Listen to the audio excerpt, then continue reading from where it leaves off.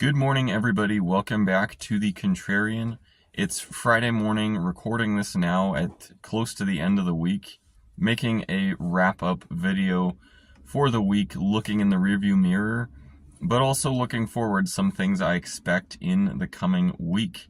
Also talking on gold and silver, and it does appear like we have some more data as to why gold has rallied now. It's been kind of mysterious the last couple months in terms of the actual reasons why gold has rallied so much. The first 5 months of 2024 now, it's up, a lot more than I think most people thought it would be. The rally's been pretty steep, but we do have some actual data that might back up, why exactly that is. There were a lot of reasons before, but now it looks like we have some actual data that's pointing as to why gold is up. But first, looking at the broader market, it does seem like we're starting to see some, disconnect from reality in both directions. And what I mean by that is, for example, looking at the Netflix earnings yesterday on Thursday. I believe they came out after the close. And Netflix actually beat expectations. They have more subscribers now. They beat monthly expectations. But the stock still sold off pretty heavily in after-hours trading. I don't know what it'll do today, but that does kind of appear to show how there is some sort of a disconnect in the market right now. And a lot of people have picked up on that in the last few months. Obviously, they've said, NVIDIA, semiconductors are way overvalued. Why are they so overvalued?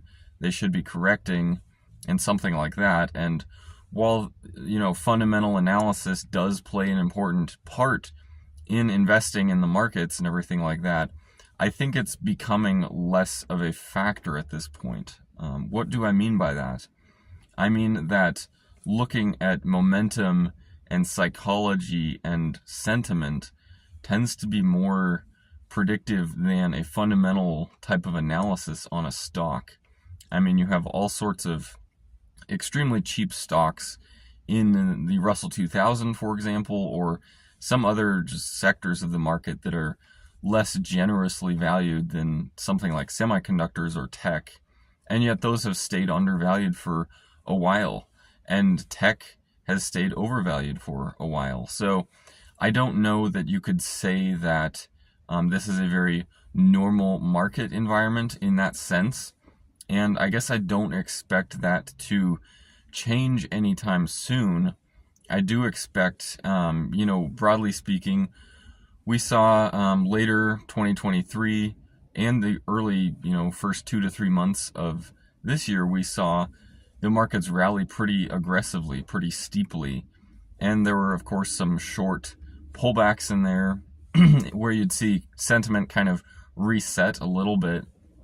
But then the last month to 6 weeks, mid-March through April now, we've seen the S&P and NASDAQ and everything pull back maybe 5% at most. I think the S&P is only about 4% from its all-time highs.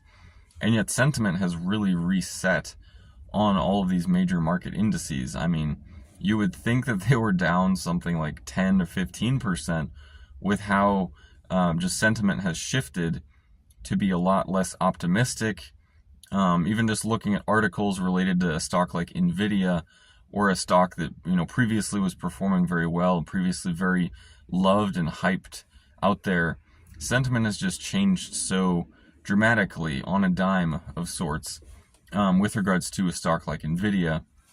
And in that sense, I do think that in the coming weeks we could see, these stocks continue to rally to the upside, just because it does appear, on the surface at least, that a lot of the reasons for people, selling and becoming more skeptical have kind of been overblown. Not to minimize the conflicts in the Middle East or anything, but in the grand scheme of things, how much that could actually affect the U.S. stock market is not that profound. And so, in the coming weeks, I do expect the market, broadly speaking, to continue rallying to the upside. market I especially expect to continue to rally is the precious metals. And it's now really interesting to look at data released out of China just in terms of how aggressive their buying of physical gold and the physical delivery of gold has been to China. It does appear that the Shanghai Futures Exchange actually has been really a much bigger player in gold purchases in the last several months than we were expecting.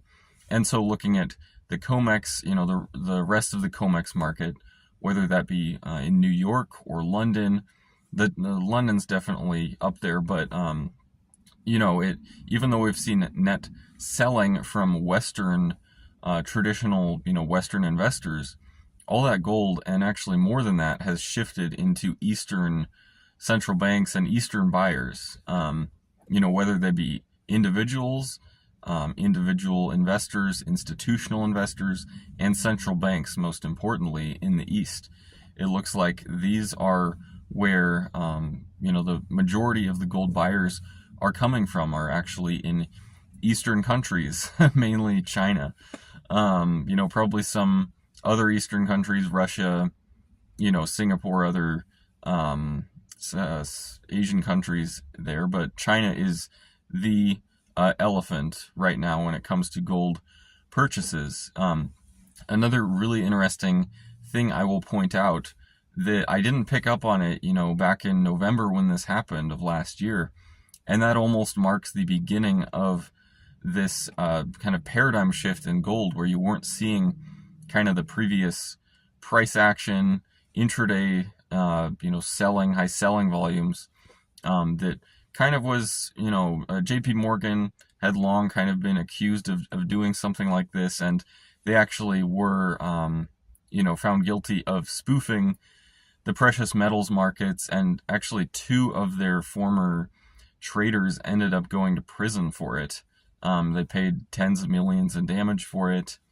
I think they ended up profiting actually more than that, but, long story short, JP Morgan has been spoofing and, maybe playing dirty in the precious metals market a little bit. But, looking in November of last year, a team from JP Morgan actually went to China and, discussed things related to gold. We know that. Basically, that's all we know. But this article came up on Zero Hedge a couple weeks ago. I thought it was very interesting to, just point this out, that JP Morgan, the former, maybe somewhat manipulator in the market, whether you believe in manipulation in this market or not, it has been there to a certain degree.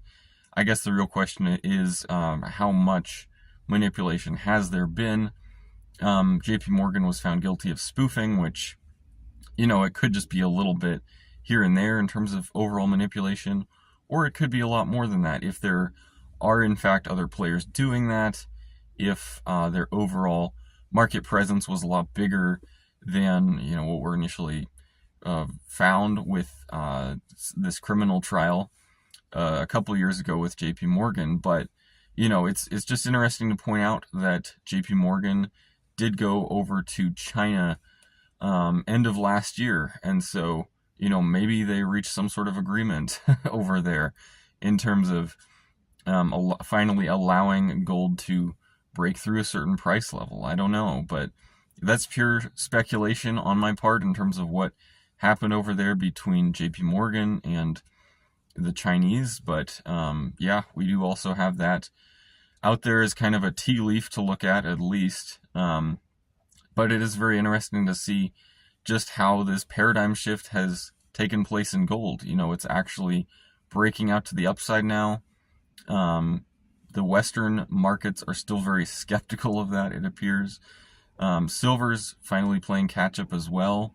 The miners are playing catch up as well. So, I do expect this trend to continue, especially for the precious metals markets. But the markets, broadly speaking, I think are reaching, kind of the end of this consolidation phase as well. This pullback, if you could even call it that, it's only 4%, and yet, you'd think it would be a lot more than that with how skeptical everybody is. So, all that being said, I hope you all have a great Friday. I would like to know what you think about all these topics in the comment section below, and I hope to see all of you again at some point.